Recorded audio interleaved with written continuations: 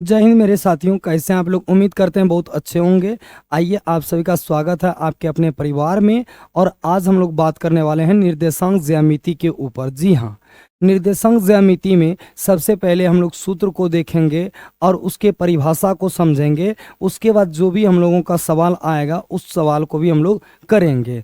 तो आइए, देर नहीं करते हैं, फटाफट वीडियो को शुरू करते हैं। और आप शुरू से वीडियो में अंत तक जरूर बने रहिए, आपको फायदा जरूर होगा। तो आइए, देर नहीं करते हैं। हमने एक छोटा सा प्रयास आप लोगों के लिए किया है कि चीज़ों को लिख करके हमने जो है कि समझाने का प्रयास किया है, ताकि इससे आपकी जो पकड़ है वो मजबूत हो सके और चीज़ों को आप नोट भी कर सकें। तो आइए देखते हैं कि क्या होता है। निर्देशांक ज्यामिति क्या है। तो भाई, निर्देशांक ज्यामिति गणित की वह शाखा है जिसके अंतर्गत किसी बिंदु के स्थिति का अध्ययन किया जाता है। जी हाँ, निर्देशांक ज्यामिति क्या है। निर्देशांक ज्यामिति गणित की वह शाखा है जिसके अंतर्गत हम लोग क्या करते हैं, किसी भी बिंदु के स्थिति का मान या तो पता लगाते हैं। और इसका जो है कि कह सकते हैं जनक कौन है, तो दकार्ते हैं, जो कि फ्रांस के रहने वाले थे। कहाँ के रहने वाले थे? फ्रांस के रहने वाले थे। दकार्ते ने इसका शुरुआत किया है, तो इसका जनक हम लोग दकार्ते को ही मानेंगे। आइए अगला चीज देखते हैं। अगला चीज कहता है निर्देशांक प्रणाली। निर्देशांक प्रणाली में हम लोग चीज़ों को समझेंगे कि आखिर निर्देशांक प्रणाली में किस तरीके से हम लोग चतुर्थांश या तल या तो पाद को बताएंगे। तो सबसे पहले हम लेते हैं ये वाला जो है, ये आपका y अक्ष हो जाएगा और ये वाला आपका x अक्ष हो जाएगा। इसको हम लोग प्रथम चतुर्थांश या प्रथम पाद कहेंगे, और इसको हम लोग द्वितीय चतुर्थांश या तो द्वितीय पाद कहेंगे। इसे तृतीय चतुर्थांश या तृतीय पाद कहेंगे, और इसको चतुर्थ चतुर्थांश या तो चतुर्थ पाद कहेंगे। अब इसमें बात आता है कि पहले वाले में हम लोग देखेंगे कि पहले चतुर्थांश में प्लस प्लस होता है, दूसरे में माइनस प्लस होगा, और तीसरे में माइनस माइनस होता है, और चौथे में प्लस माइनस होगा। क्या होगा? प्लस माइनस होगा। चूंकि इस पर ऑब्जेक्टिव क्वेश्चन भी पूछ लिए जाते हैं और सब्जेक्टिव भी पूछ लिए जाते हैं, इसलिए इसको याद रखना बहुत जरूरी है। जिस स्थान पर ये x अक्ष और y अक्ष एक दूसरे को काटेंगे उसे मूल बिंदु कहा जाएगा, या उसे प्रतिच्छेद बिंदु कहेंगे, या तो प्रतिच्छेदन बिंदु कहेंगे, या तो हम इसको कटान बिंदु भी बोल सकते हैं। और इसका जो निर्देशांक होता है वो 0,0 होता है। 0,0 होता है। अब बात करते हैं कि इधर जो मूल बिंदु से ये बाएं साइड की जो दूरी आएंगे वो माइनस में आएंगे, और ऊपर की दूरी जो जाएंगे वो प्लस में जाएंगे, और दाएं साइड की दूरी जो है वो प्लस में जाएंगे, और नीचे साइड की दूरी वो भी किस में जाएंगे? माइनस में जाएंगे।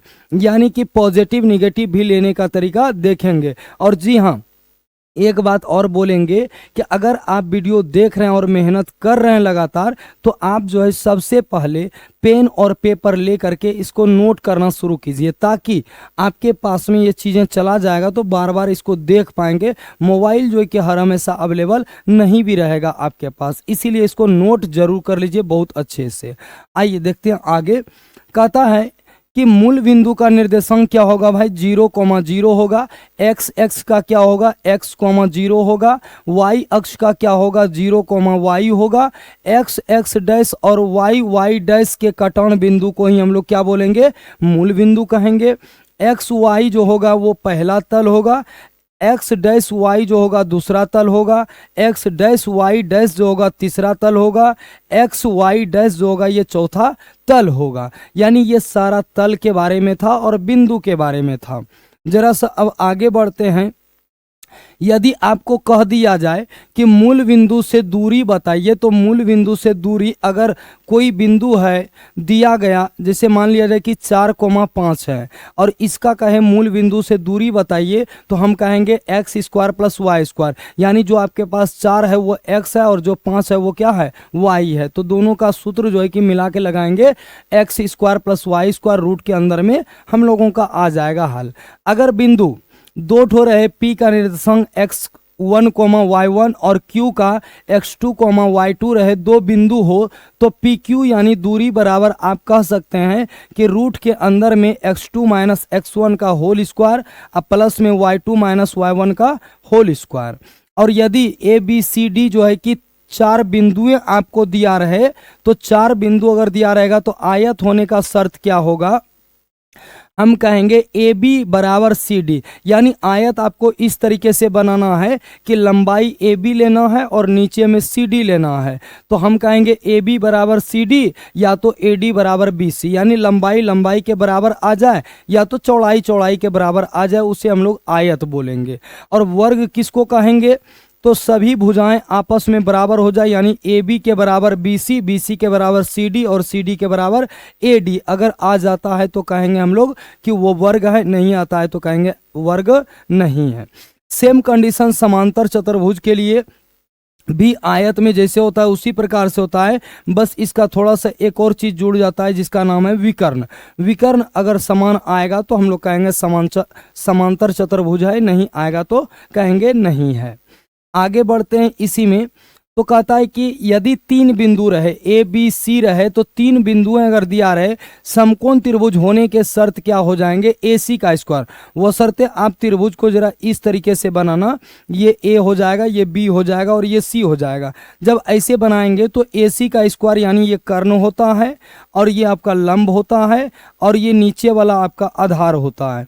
अगर हम ऐसे करके लेते हैं तो ए सी का स्क्वायर बराबर ए बी का स्क्वायर प्लस में बी सी का स्क्वायर, ये शर्त पाइथागोरस ने दिया था।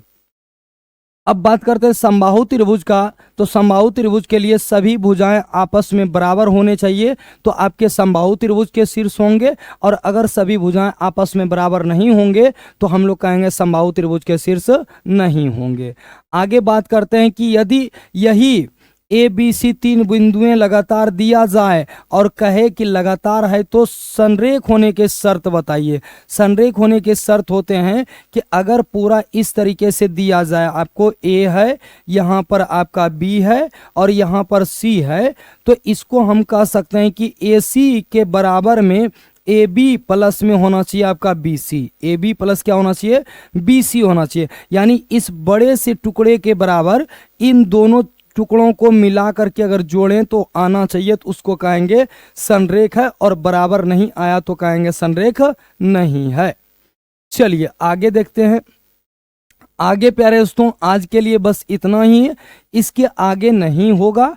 और मेरे ख्याल से लगता है कि आपको वीडियो यह बहुत अच्छा लगा होगा, तो वीडियो को लाइक जरूर कर दीजिएगा और पहली बार चैनल पर आए थे चैनल को सब्सक्राइब जरूर कर लीजिएगा, ताकि जैसे ही वीडियो अपलोड हो सबसे पहले आपके पास नोटिफिकेशन पहुंच जाए।